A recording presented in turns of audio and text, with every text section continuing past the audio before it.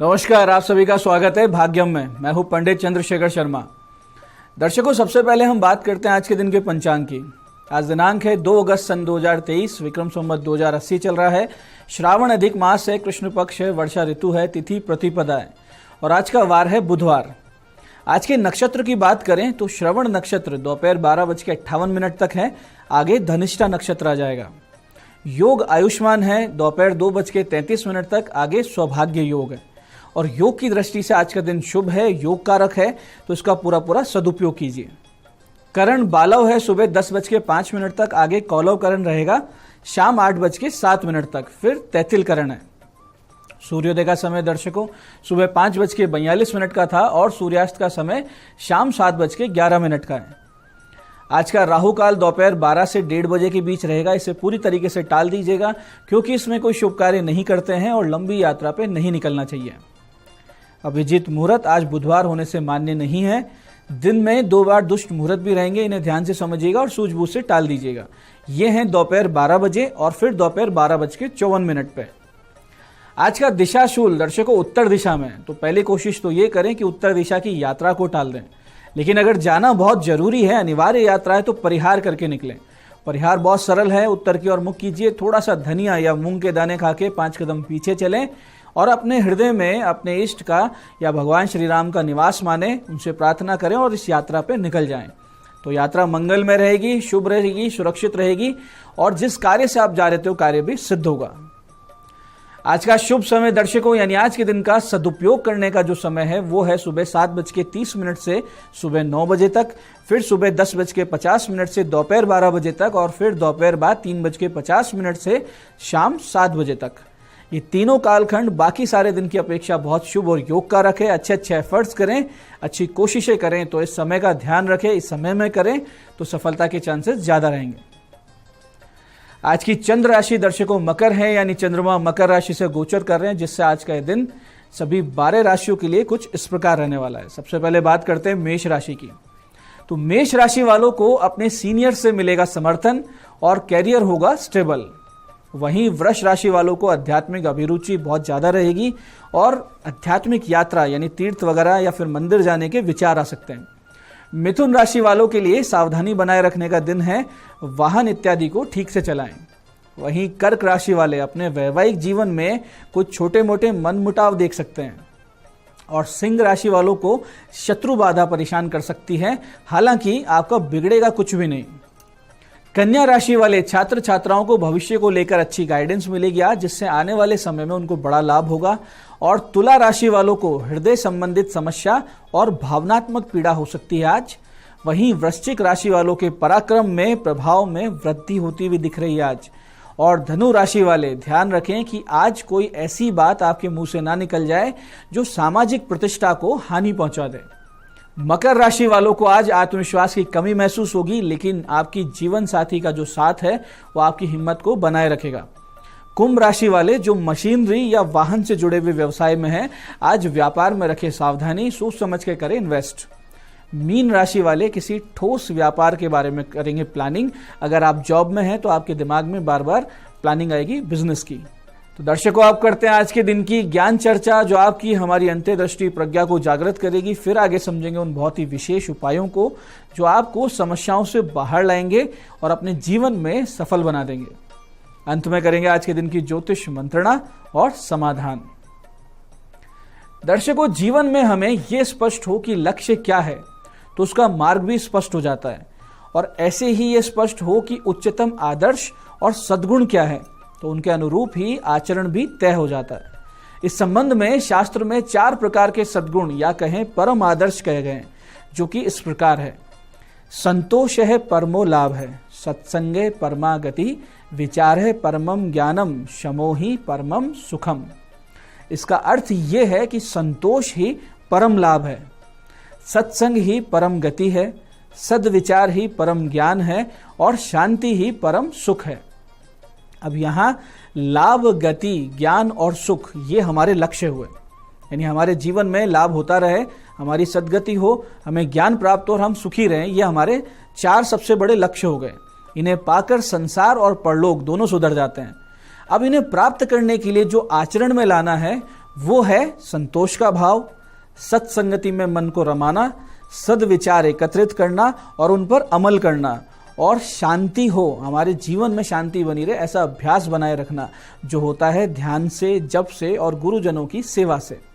तो आज की ज्ञान चर्चा का सार ये है कि हम ये सारे सद्गुण अपने जीवन में उतारें, लोक और परलोक दोनों को एक साथ सुधारें। तो दर्शकों, आप करते हैं बात उन विशिष्ट उपायों पर जो आपको सभी प्रकार की समस्याओं के सरल समाधान कर देते हैं, जिन्हें करके आप अड़चनों को, असफलता को जीवन में बहुत पीछे छोड़ते हुए सफलता की ओर दृढ़ता से, तेज गति से, कॉन्फिडेंस से अग्रसर होते हैं। सबसे पहले बात करते हैं उनकी जिनका जन्मदिन है। तो जिनका जन्मदिन है, आज आप कुछ छोटे छोटे उपाय कर लेते हैं तो आने वाले पूरे वर्ष आपको ईश्वर की कृपा अनवरत मिलती रहेगी। करना आपको सिर्फ ये है कि आज सुबह भगवान विष्णु जी के मंदिर जाएं, वहां मूंग की बनी हुई मिठाई अर्पित करें और विष्णु सहस्त्र नाम का एक पाठ करें, और फिर वापसी में छोटे छोटे 8 बच्चों में सफेद मिठाई बांट दें। ये अगर आप करते हैं तो आने वाला पूरा वर्ष बहुत ही अच्छा बीतेगा। ईश्वरीय कृपा का अनुभव निश्चित रूप से आपके साथ बना रहेगा। ऐसे ही दर्शकों, अगर आप व्यवसायी हैं, दुकान, फैक्ट्री, गोदाम, ऑफिस, ये सब आपके हैं, इनमें से कुछ भी आप अगर चलाते हैं और उसमें नकारात्मकता बहुत ज़्यादा हावी हो चुकी है, और उस नेगेटिविटी को अगर आप हटाना चाहते हैं या कहें कि हमेशा एक पॉजिटिव माहौल बना रहे, तो इसके लिए कुछ छोटे छोटे उपाय आपको करने चाहिए। जैसे कि एक बहुत ही सामान्य सी हवन सामग्री आपको ले आनी चाहिए और उससे धूप बना लीजिए। सामग्री क्या रहेगी वो ध्यान से समझिएगा, बहुत ही विशेष चीज़ है। अगर आप बना लेते हैं तो इसका प्रत्यक्ष जो चमत्कार है पहले दिन से आएगा। सामग्री इस प्रकार है, नोट कर लीजिएगा। अगर, तगर, जटामासी, नागर मोथा, लाल चंदन का बुरादा, सफ़ेद चंदन बुरादा, गूगल, लौंग, पंचमेवा, इलायची, देसी गौघृत यानी गौ माता का जो देसी घी होता है, और गुड़। ये सारी वस्तुओं को कूट पीस कर और पेस्ट की तरह बना लीजिए और धूप बत्ती तैयार कर लीजिए। और फिर शाम को 8:30 के बाद में अपने सामने से रखिए और 12 पाठ गणेश द्वादश नाम स्तोत्र के यानी संकट नाशन गणेश स्तोत्र के 12 पाठ कीजिए। फिर 11 पाठ बजरंग बाण के कीजिए, 11 पाठ भैरव नामावली यानी अष्टोत्तर शत नामावली की कीजिए, और 32 पाठ माता दुर्गा के 32 नामों से कीजिए और सामग्री को अभिमंत्रित कर लीजिए। उसके बाद में सुबह शाम अपने व्यापारिक प्रतिष्ठान पर इस धूप को प्रज्वलित करें। अधिक बड़ा स्थान है तो 4 कोणों में लगा दें इसे। दर्शकों, तुरंत प्रभाव से इस धूप का कार्य आरंभ होता है और आप चमत्कारिक ढंग से सभी समस्याओं से बाहर आने लगते हैं। बहुत ही जबरदस्त एक पॉजिटिव माहौल आपके आसपास बने रहने लगता है। ऐसे ही दर्शकों, पति पत्नी की बेवजह की लड़ाइयाँ बहुत ज़्यादा हो रही हो, गुस्सा बढ़ता जा रहा हो, तो गूलर के पेड़ की 2 डालियाँ ले लें और उन पर अच्छे से अमर बेल, जो पीले रंग की बेल होती है वृक्षों पे आपने देखा होगा, अमर बेल को अच्छे से लपेट दें। इस प्रकार से लपेटें कि वो डालियाँ दिखना बंद हो जाएं। फिर उन दोनों डालियों को आज दोपहर 2:30 से 4:30 के बीच में एक गुड़ के टुकड़े, एक चांदी के सिक्के, 1 मुट्ठी नमक और 1 मुट्ठी ज्वार के साथ उस कमरे में कहीं ऊपर अलमारी वगैरह पे रख दें या रोशनदान में रख दें। बहुत जल्दी समस्याओं में कमी आएगी, आपसी संबंधों में जो खटास आ रही थी उसमें कमी आएगी, आपस में प्रेम और सम्मान में वृद्धि होगी, इसमें कोई संदेह नहीं। इसी प्रकार से जिन छात्र छात्राओं को पढ़ाई में समस्याएं आ रही हो, याददाश्त की कमी हो, जो पढ़ते हैं वो याद नहीं रहता हो, परीक्षा आने वाली हो, कोई या प्रतियोगी परीक्षा की तैयारी कर रहे हो, तो ऐसी स्थिति में एक अमोघ उपाय करें। निश्चित रूप से पढ़ाई लिखाई संबंधित अड़चनें दूर होंगी। इसके लिए करना सिर्फ ये है कि छात्र या छात्रा अपने हाथ से लाल पेन से एक सफ़ेद कागज पे A4 साइज के जो पेपर होते हैं उस पे संकट नाशन गणेश द्वादश नाम स्तोत्र लिखें, और ऐसे 8 स्तोत्र आपको लिखने, यानी 8 अलग अलग पेजेस तैयार करने हैं। फिर 8 अलग अलग मंदिरों में पुजारी जी को जाकर वो पर्चे बांट दें, एक एक, और साथ में 2 केले और क्षमता के अनुसार दक्षिणा भी प्रत्येक पुजारी को आप दे दें और उनके चरण छू के आशीर्वाद लें। इसके बाद जब घर वापस लौटे तो गणेश अथर्वशीष के 11 पाठ कर लें, और संस्कृत अच्छी नहीं है, नई पाठ कर सकते हैं तो सुन लें। निश्चित रूप से अमोघ लाभ होगा, सटीक अचूक प्रयोग है, कोई संदेह नहीं है, आपकी पढ़ाई लिखाई में बहुत जबरदस्त तरीके से इजाफा होगा। तो दर्शकों, ये थे आज के वो विशिष्ट उपाय जो बड़ी बड़ी समस्याओं से आपको बाहर ला रहे हैं और आपकी मनोकामनाएं पूरी कर रहे हैं। अब बात करते हैं आपके सवालों की।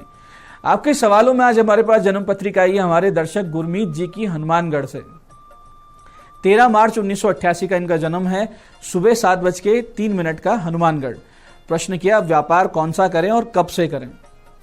देखिए गुरमीत जी, आपका मीन लग्न है और धनु राशि है, लग्नेश धन भाव में है और दशम भाव चंद्र मंगल शनि की युति से जबरदस्त मजबूत हो रहा है। तो आपके बहुत प्रकार के बिजनेस एक साथ होने के योग बनते हैं, जिससे ये तो स्पष्ट होता है कि आप एक धनी और सफल व्यापारी व्यक्ति बनेंगे। आपको खाने पीने से संबंधित काम करना चाहिए और इसमें भी सटीक ये रहेगा कि गुड़ और चीनी का काम आप कर लें।